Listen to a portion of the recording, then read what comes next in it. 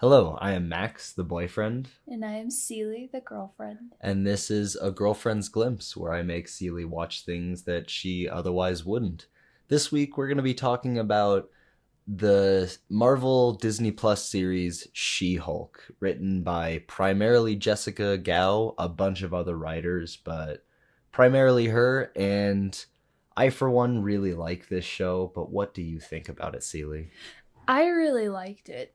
I thought it was pretty funny. It Hmm. kind of like took a lot of Marvel stereotypes and superhero stereotypes and made fun of them, but also Hmm. making it a good story. While also just using those stereotypes in the first place.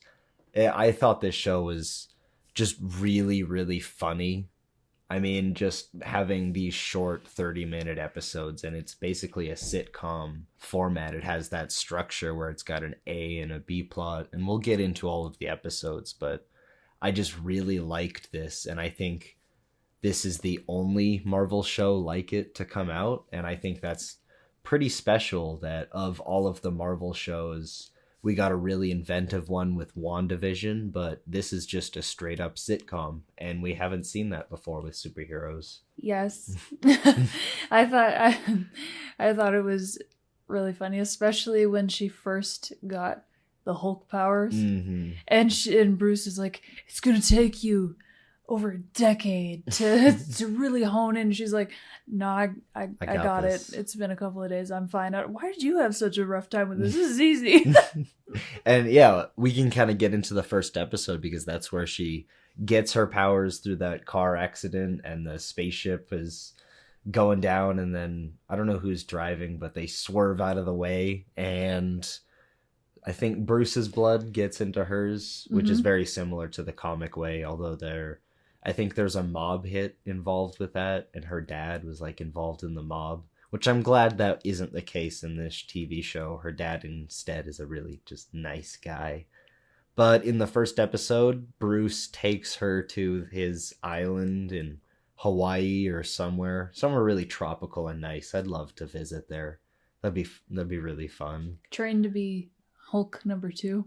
Because that's where he went. I'm guessing before Endgame to work out all of his Hulkness, all the bad stuff that happens when he turns into a Hulk, so His that he can gain Hulkness. control. Yeah, just I was trying to find a better word for it, but there really isn't. Just the negative His sides of the Hulk. his anger issues. Yes, which are very apparent. Although His behavioral dysregulation. Bruce Hulk, he has Bruce Hulk. Bruce Hulk.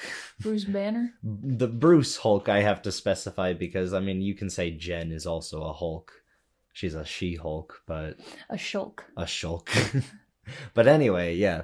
The Hulk, he has like another brain where Hulk is another person inside of Bruce's head. Where Jen doesn't have that. She's just Jen. yeah, she's just Jen. So he has dissociative identity disorder because of the Hulk, and she's just like, okay, crazy. I got this. It's not that hard. I wonder if that's because I was gonna say Bruce got his Hulk powers through a traumatic incident, but it's not really traumatic because he was like saving a kid from a gamma bomb or something. It was a test in his lab. But Jen, I'd say, is even more traumatic because it's a car wreck. So I don't know.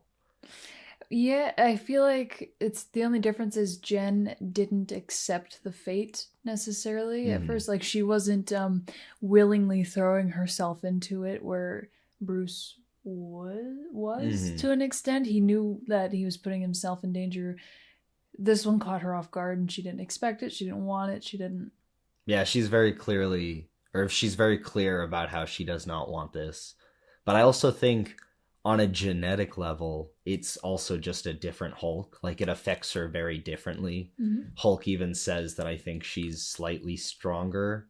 Or not that. Hulk is definitely stronger than She-Hulk, but her blood just like she heals quicker or there's something about it where her Hulkness She's just is a better different. Hulk. I don't know. I love Bruce, but yeah, but she definitely would get a lot more shit done because she doesn't have to fight off her demons all the time. Yes. And what I like about the Hulk is usually he's just an unstoppable rage monster. And I can't wait Hulk for smash! that version of the Hulk to come back, because I'm positive the Savage Hulk will come back and rule the world in his own movie. And that's going to be fun. And he's bulletproof. He's more than just bulletproof. He's nuke proof. Everything bomb proof. Yeah. Bite proof. I don't know. And I mean, if they're going comic book rules, the madder he gets, the stronger he gets. So he has an infinite amount of strength. So... Ay, Dios mío. But we're talking about She-Hulk, who I will never have that, like, savageness, even though she goes by the Savage She-Hulk in the comics. But she is always... She's calm and collected. Yeah, she's always got the suit on, and, you know, she's about to go to court, and she's in her Hulk form, because I love that aspect about the character, is that 24/7 she is in her Hulk form, but she's fully come full circle, but whatever. What are you trying to say, Max? She's fully come full circle in that she's accepted that, you know, she's a Hulk and a person, and she's fine with both sides of that. Like, it doesn't bother her when people are more attracted to the Hulk version, which they talk about that quite a lot in this show. That I felt really bad for her when she was going through that, because she was like trying to date and she wasn't getting a lot of hits on her regular profile, so she's like, maybe I'll capitalize on my Hulk form, because I mean, why not? Maybe. And it turned out she attracted a lot of horrible people that well, not just that, it was immediate attention. Like, yeah, it was duh. Yeah. Date She-Hulk. I mean, she attracted a lot of people who were like, one of them said, like, you're a fascinating or lovely specimen. I'm like, that's exactly what a woman wants to be called. Mm-hmm. Yeah, I think that guy was at Todd or something dumb like that, but he comes back. Yeah. But the guy that she goes home with, like, she actually accepts and it starts going well, is he ended up not wanting her as her. He just wanted her as Hulk. Mm-hmm. And he was very open about that, which I appreciate, but also shallow. Man. Yeah. Shallow. Like, if you want an Amazonian, go try and have your way with Wonder Woman in the other universe. Yeah, across a multiversal bridge, even though she would probably kill you. Her heart has always been for the pilot. I'm sorry. Yeah. And sometimes Batman. Sometimes. Oh, God. Why? I like that ship. But anyway. Batman is a solo man. Lone wolf, lone bat. And he usually goes for Catwoman anyway. Or Robin. Oh, God. No. Not the Pastor Boy complex. No. That's exactly what it is. But anyway, we're here to talk about She-Hulk. Because in the early season, she gets fired from her job because, you know, she's She-Hulk and that causes a lot of stuff. But it gets her a new job. Was it because she was She-Hulk, or was it because she turned into She-Hulk during a case? I think, yeah, and she, like, saved a bunch of people. She saved people, but made it simultaneously scared a lot of people because of how powerful she was. It also made it so that, like, Bias. if she saved the jury, yeah, they can't Bias. justly right. do the so case. They were just like, sorry, girl, can't take you. But yeah, she got a new job at a superhero law agency or something like that. But yeah, she's in a superhero division, which I love so much. That's my favorite aspect about this show, is that every episode we get a new case where at least the B plot is about some superhero and the shenanigans that they're getting into. Or not a superhero, just someone who has superpowers. And we'll talk about a lot of them, like in the third episode. She-Hulk represents Emil Blonsky, also known as the Abomination. And it turns out he's not that bad of a guy. No. He had a spiritual awakening, but all it did was make him like almost like a cult leader. Yeah. To an extent, like so enlightened that he didn't realize that his followers were basically turning into a cult. I mean, it felt genuine in a sense, but also in the back of my mind, I was waiting for the penny to drop and him to reveal that, oh no, this was all just a farce. I'm the abomination that you all remember, and I'm terrible, and I'm here to destroy everything. But no, that never really came. He was always genuine. Yeah. And he was always upfront and pretty transparent most of the time. He was a bit of an airhead, but yeah. but like everything that he said, he meant, which was very surprising to me. Yeah, I was waiting for him to snap too. I was waiting for it to be like, "Whoa, haha! I just wanted to escape." I am the villain. But nope. Nope, that didn't happen. But he did have a seminar for the bad guys. Yeah, and he's like, I just wanted to try and change some minds. I was just here doing my job, talking. I wasn't involved. And I'm like, you're supporting them. Come on. And that was the moment in the finale when he stepped out to talk in front of everyone. I was like, I knew it. You're the villain. I knew it. And then like a minute later, it was revealed again. They're just like, no, he was just hired to talk to them. He was just a guest speaker. Yeah. He even like protected Jen, which is nice. Yeah. But She-Hulk gets Abomination out of jail, at least on parole. Or on house arrest or something like that, where he's got to wear an ankle bracelet and make sure he never hulks out again. Abominations again. But I mean, obviously he is doing that, though he's only using it for profit, like for speaking engagements. That's fine. Yeah, I guess if you got to make it somehow in this superhero world. Because it's not like he was transforming to wreak havoc on everybody. He was just transforming to be like, see, I'm a gigantic monster and I have reached enlightenment. And like he could transform and destroy a city if he wanted to. Doesn't want to. Well, wasn't he turned into the Abomination against his will anyway to fight? Well, I mean, not necessarily against his will. It was manipulated into doing it. It was covered in the third episode where he was like, or I mean, it's all in the Incredible Hulk movie where he was a soldier and he was told that he could be given this super soldier serum so that he could hunt down this monster that was rampaging across the globe. And that monster was the Hulk. And he believed that if he took down the Hulk, he would be an American hero and respected as a soldier. He was a soldier following orders, and it just happened to not work out in his favor.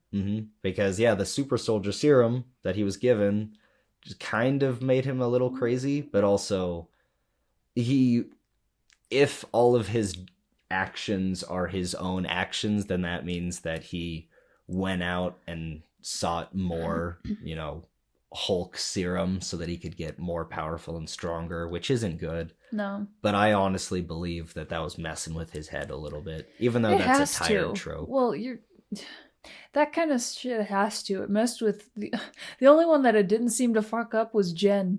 Yeah. Like, because it makes sense that it would mess with your, sense of self or your just mentally. It would mess with you. If it's changing you physically that drastically, it has to mess with you at least a little. On the subject of super soldier serums, that's fun to say that 3 times fast. Super soldier serum, super soldier serum, super soldier serum. I almost had it. 1 syllable away. But on that subject, Captain America, I feel he is so good and righteous because whatever you are underneath, that soldier amplifies by 100. Square. I love Captain America, don't get me wrong. But he is a square. Yeah, but that's why everyone loves him. Yeah. And side note, that's why I can't wait to see Superman in the movies, because he's a square, and everyone loves to see a naive square win.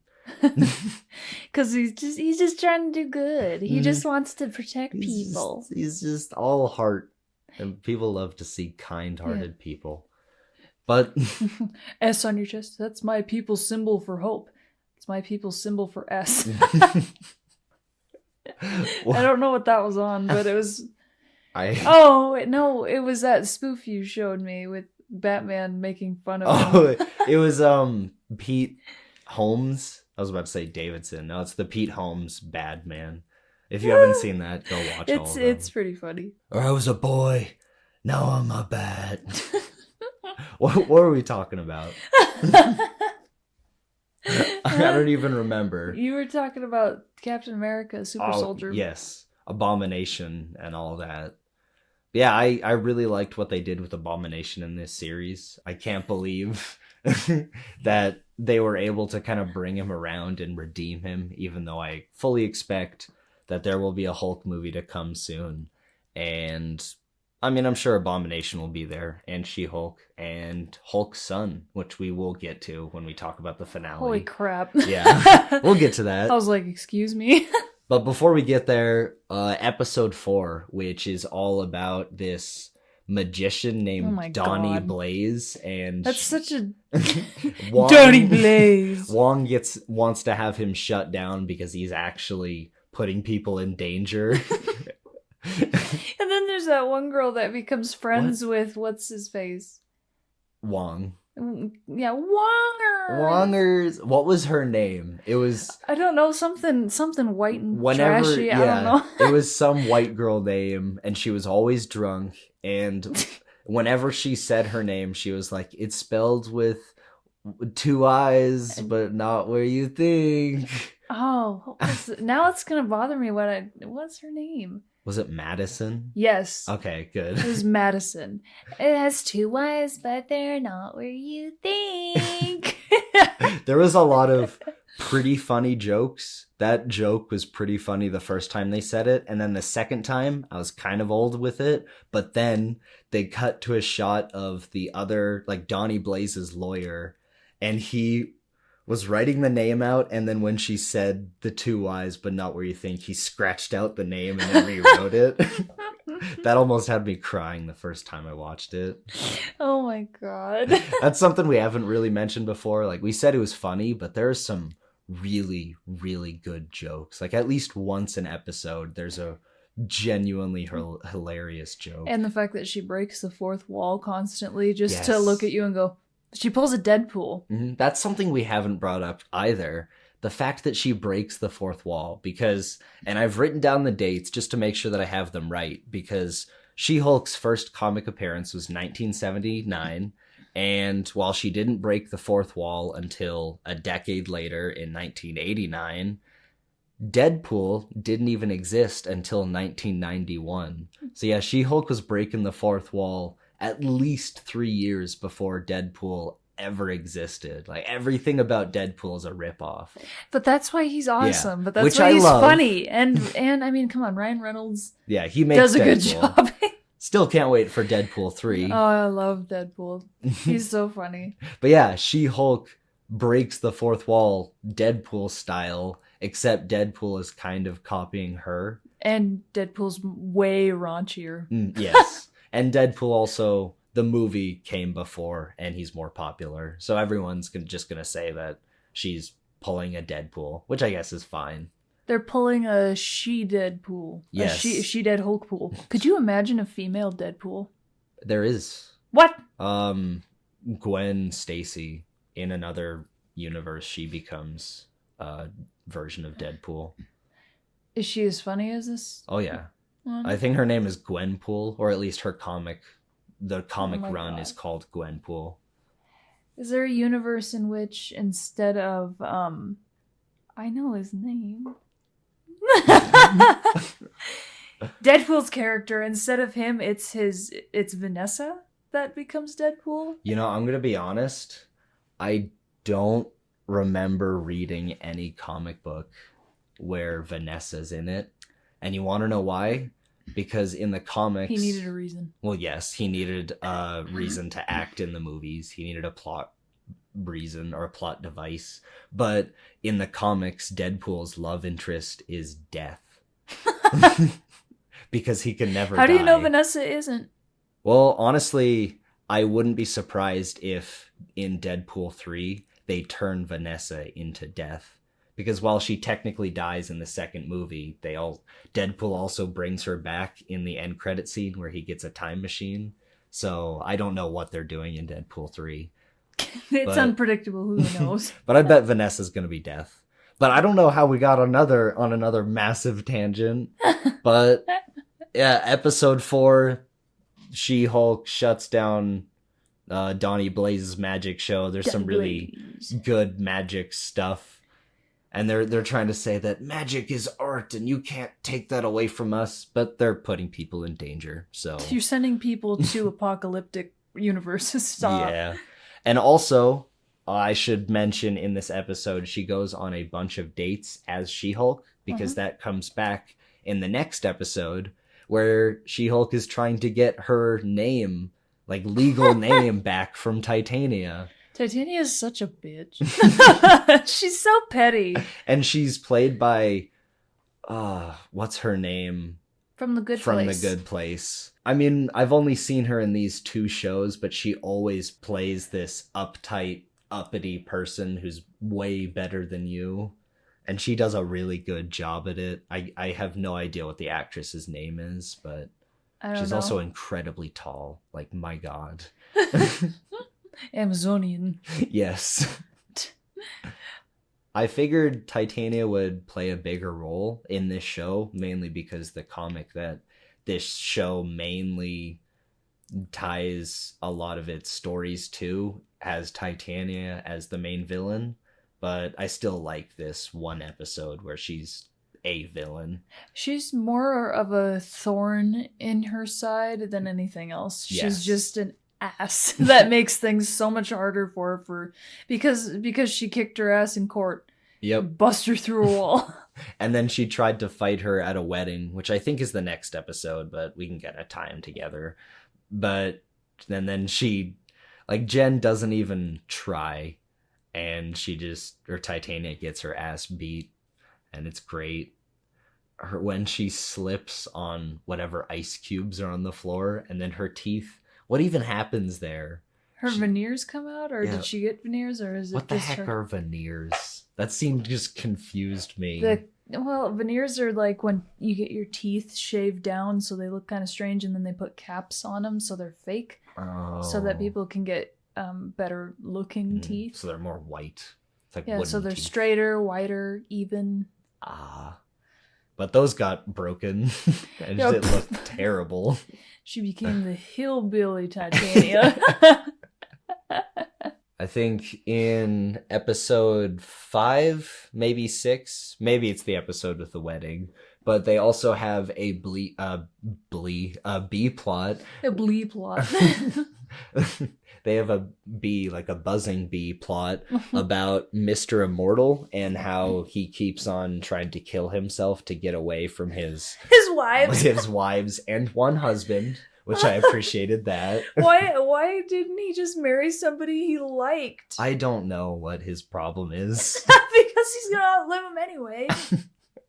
I mean, he threw himself out of a window on like the 25th floor or something. Oh my God. That was fantastic. And everything about that storyline I just loved, because it was just played for 100% comedy. All these really, really angry wives and one husband who are just trying to get money or just like a stare, just 15 seconds of eye contact. And he's like, can we get that down to 10? Oh, what a coward. Why does he marry any of them? Why doesn't he just like sleep around if he doesn't want to be tied? Maybe he does want to be tied, but he's Mr. Immortal.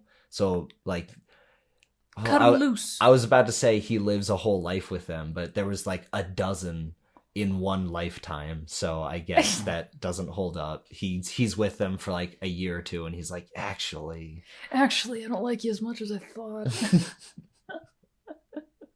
Oh my God. That's so ridiculous.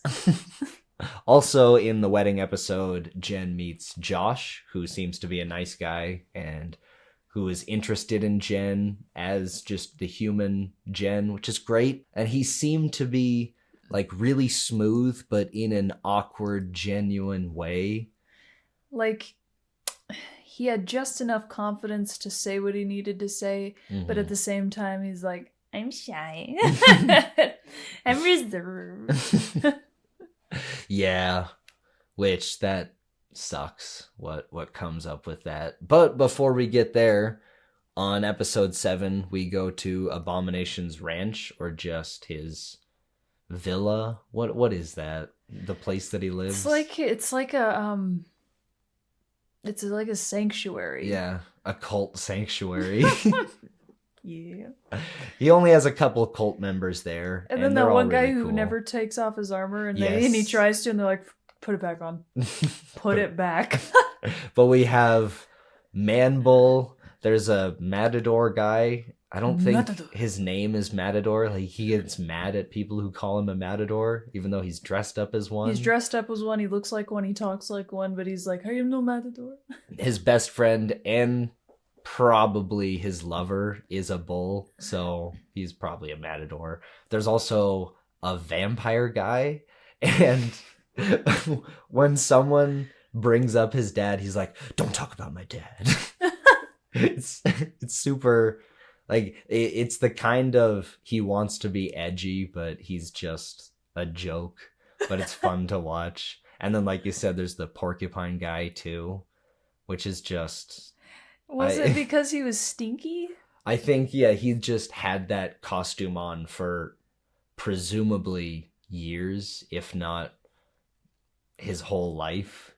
And it just stinks.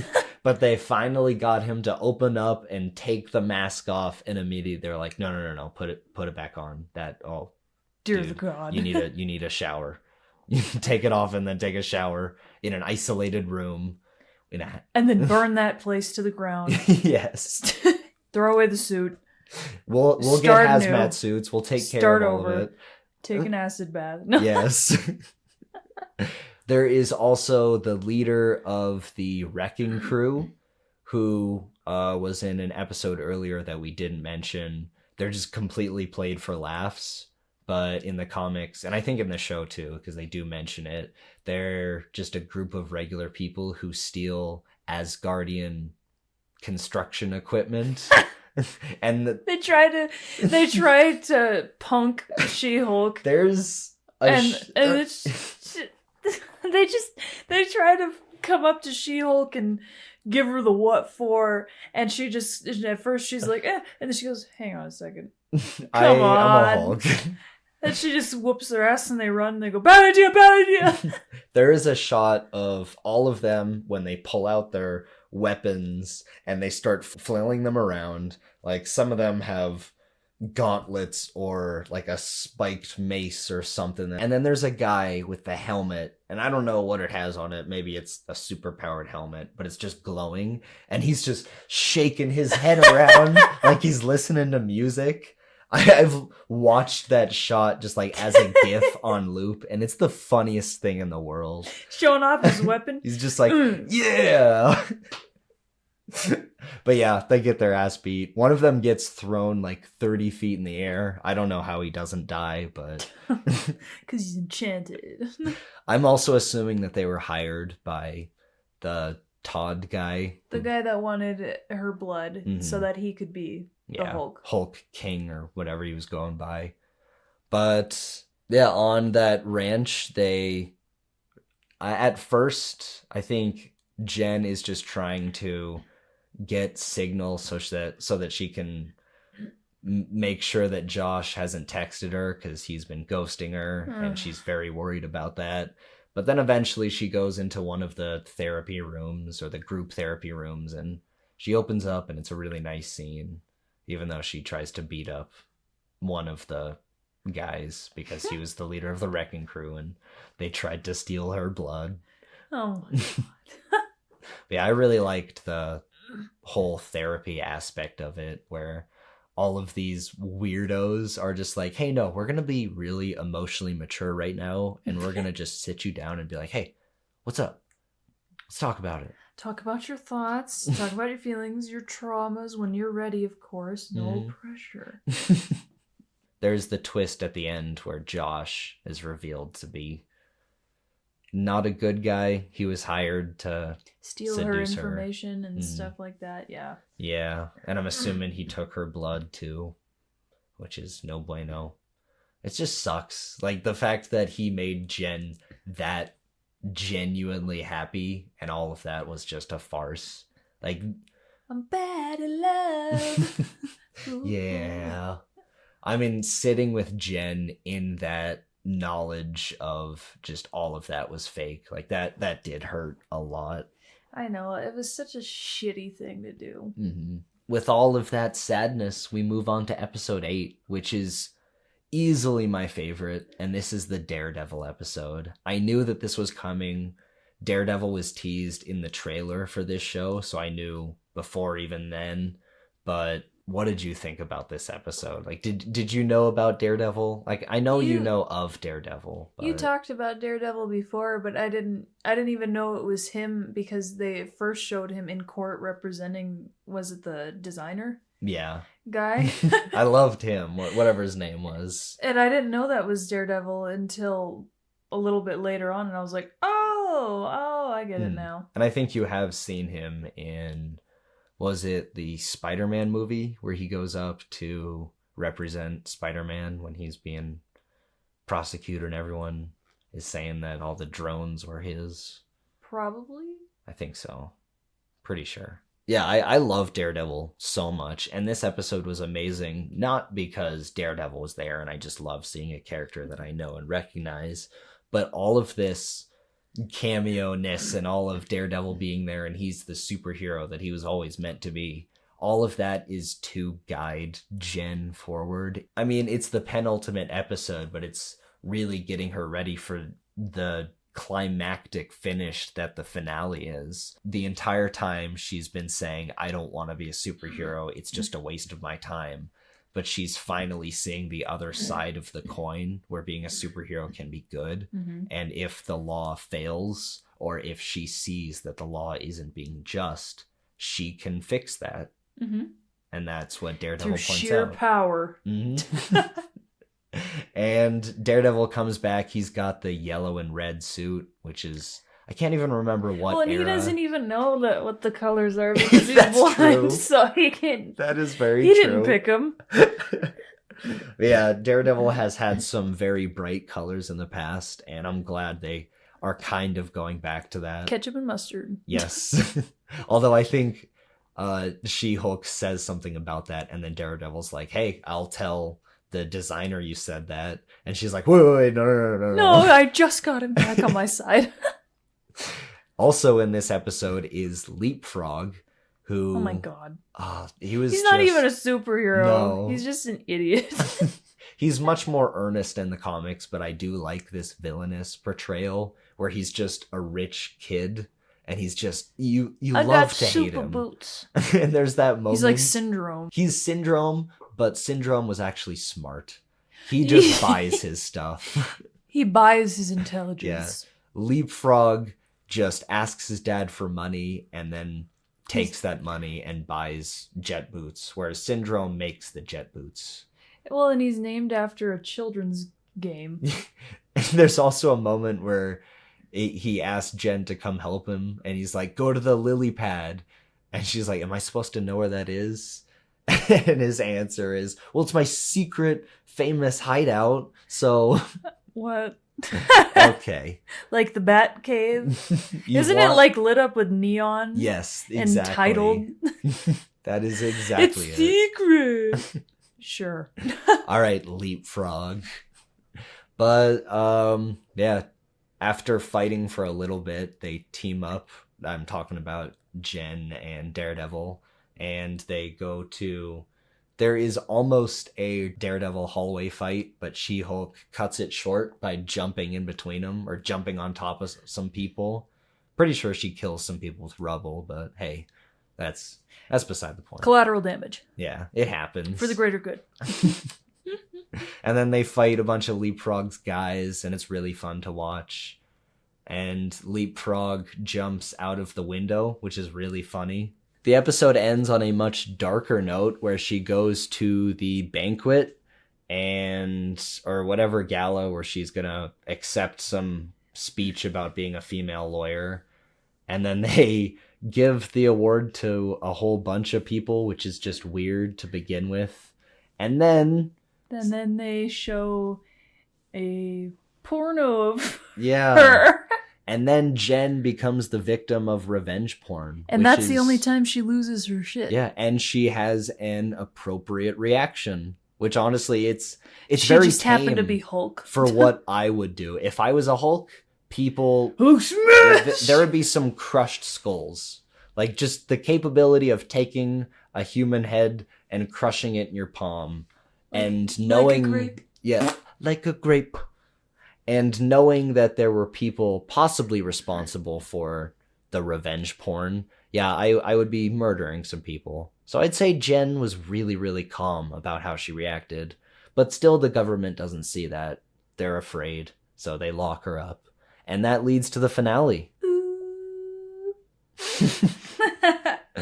The finale starts with a really, really fun old Hulk TV show style intro, if you remember that, where it is shot for shot the old show from the 80s, which is just really, really cool to see. And then Jen wakes up and it turns out that she is in the same cell that Abomination was, and she's got the same little device on her ankle, whatever. She got an anklet. Its name. It's like a inhibitor. That's what it's called. A power inhibitor or a dampener, whatever you want to call it. But yeah, she can't turn into She-Hulk, which sucks because she's finally come to accept that she is a superhero, even though all season she's been saying that she doesn't want to be. But she has no choice. Yeah, I was honestly pretty disappointed with this finale, the way that it was leading up in the barn and Pug infiltrating the whatever Hulk King Jen hate Reddit society was there. Like, I really liked the aspect of let's make fun of, or let's turn Reddit into, or give it a different name.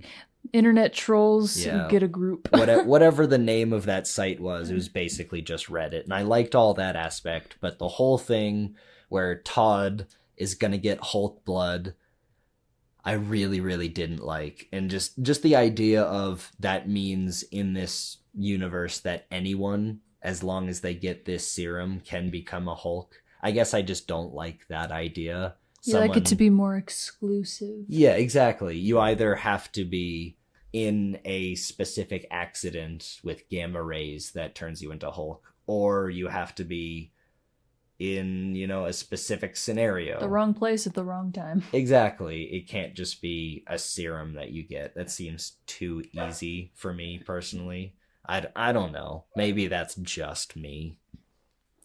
Well, yeah, but they kind of made fun of that, and then they went back and corrected it with her literally going to Marvel headquarters and demanding to talk to. And that's why I don't really hate this show, or I actually really like this show, is because Jen looks at the camera and says, "Is this working for you? Like, it's not working for me. This can't be what this show is leading to." And then, as if someone clicked the home screen or the home button on the remote, it goes to the Marvel banner. And the first time I saw this, I reached for the remote because I thought something went wrong. Like, what were you thinking in this moment? I honestly don't know.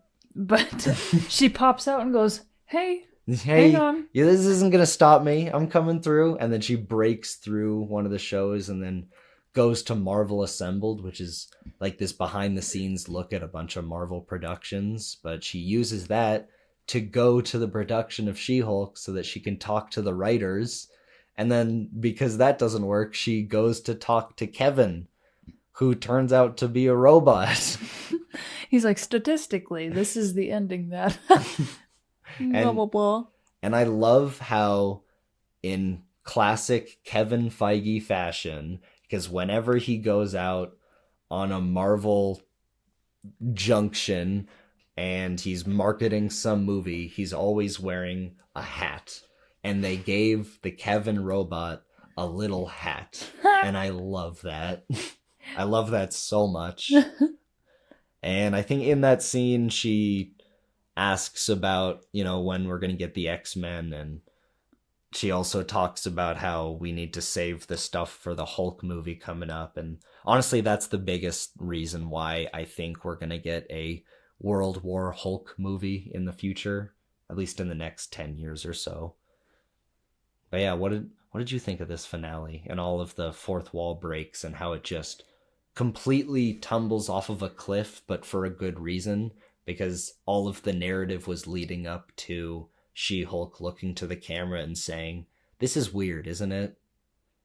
Like, it kind of works for me and it kind of doesn't. It caught me off guard a little bit, but I liked it in the sense that it called Marvel out Yes. on its predictability and its... Why do we have to have the same ending every time? Yeah, and the fact that she's also a She-Hulk, so her story tends to get less credit, less attention, and just overall people hope for her failure. Yep. Because she is a female superhero. And that is something that, because as this show came out, there was a lot of people on Twitter being like, I don't like the idea of a She-Hulk. Why can't you just create an original superhero if you're going to create a female character? And that same hate was being brought up with female Thor, or Jane Foster Thor. And in the show, in the She-Hulk show, which I'm assuming was written and filmed years before all of this, they put that in. People on Twitter or whatever news site they were using were saying, I just wish that they would just make an original female superhero show. Just the classic negative whatever commentary that people online have to give because they're just gremlins and they just spit vitriol. I don't know how the heck they predicted that happening, but they did a really good job at writing this show in a clever enough manner where I wouldn't say this show was genius, but it was really, really funny and really clever. Yeah, I think that their use of humor made it more relatable than a lot of superhero stories. And it just highlighted all of the stereotypes based on, stories about superheroes, about female superheroes specifically, how people react to stories like this, how people, expect a story to end that involves superheroes. And it just called all that to the front of the stage and said, this is not right? This is kind of stupid, huh? Do we have to have a big punch up? Like, it can be a dramatic ending. That's perfectly fine. As long as there are stakes, that's still good. But I feel like we've kind of wrapped up a lot of the discussion about season 1. But before we get to the rating, I kind of want to briefly talk about possibilities of a season 2. Because rumors have been swirling, and I think there might be a season 2. But at this point, I'm pretty doubtful. I want to see a season 2. I really want to see a season 2 of this. I like She-Hulk. It's one of those superhero shows that you can just sit back and relax with it. You don't have to be on the edge of your seat at every turn. It's something that offers plenty of comic relief. Like, it's a sitcom. It's fun. And I'll tell you why we need a season 2 of She-Hulk. And I'm going to die on this hill. She-Hulk is probably the best Marvel show, just for the fact that it expands the Marvel universe more than anything else, whether it be movie, TV show, whatever.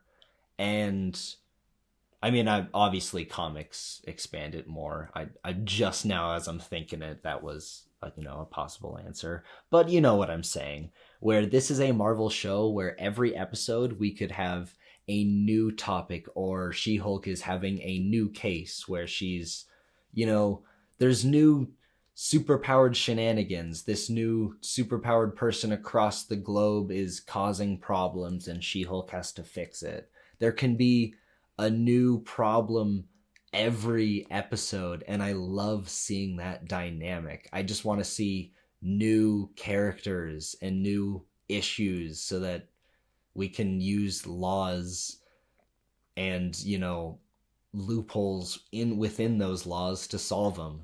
I want to see more of that. Yeah, like superhero integration into normal society. Yes, exactly. That's why I like She-Hulk so much. Plus, also the fact that She-Hulk will 100% come back in the next Avengers movie and probably the next Captain America movie. I think I saw that somewhere. They where could it was reported that she was going to be. They could also pull an Umbrella Academy and just give a bunch of random normal people superpowers out of the blue, and they have to figure out how to fix it. I mean, really weird side note, they've kind of dropped the whole Inhumans plotline, but there was a whole thing where they were going to have a Terrigen Mist explosion where if you have the genetic possibility for it, and if you touch this crystal, then you get superpowers, and if you don't, you die. But there was a big Terrigen explosion where a bunch of people in a whole city was exploded, and everyone who had that genetic possibility got superpowers, and everyone who didn't just died. And I think sucks. They might be doing something like that, but with the X-Men. Would you touch the crystal? Hell yeah.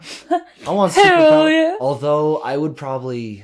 But it's a random superpower. Yeah. You don't know what you're going to get. It could be something extremely inconvenient. And this is completely isolated to the Inhumans. I have no idea why I'm talking about them, because Marvel's leading up to the X-Men, not the Inhumans. But with the Inhumans, if you get a really bad superpower where like your face becomes a claw, then you just have to work in a mine for the rest of your life. Damn it. I didn't ask for this. And that can happen too. Like this is the terrible TV show, but there's a guy, I think it's also in the comic. I haven't read too much in Human. Anyway, there's a guy whose face is just a projector, and they keep him in a closet, and they just bring him out to show, PowerPoints or whatever. Fuck? That's so rude. I don't know how we got on another tangent, but... What if a guy just turned into a giant pencil? You gonna just put him on your desk in a cup? Right? Yeah. Have him sit on your desk and go... Can he move at all, or is he just a pencil? Pencil with arms and legs and cartoony gloved hands and feet. Fight crime. Pencil man. Are you kidding me? Does he have an eraser at the top? Yeah, but I guess that would mean he's finite, and the more he uses his powers, the smaller he gets and the closer he gets to just being... Oh yeah, one punch and he snaps.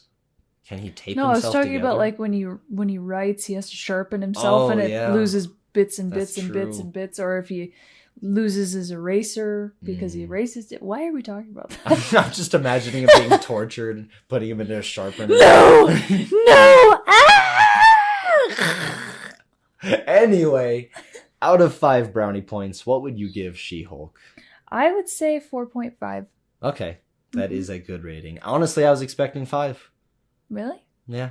I think it was only because I enjoyed it a lot, but it didn't emotionally impact me. That's fair. I mean, there's some really, really serious stuff in the end, but I don't think it had that emotional punch that it could have. You're definitely right.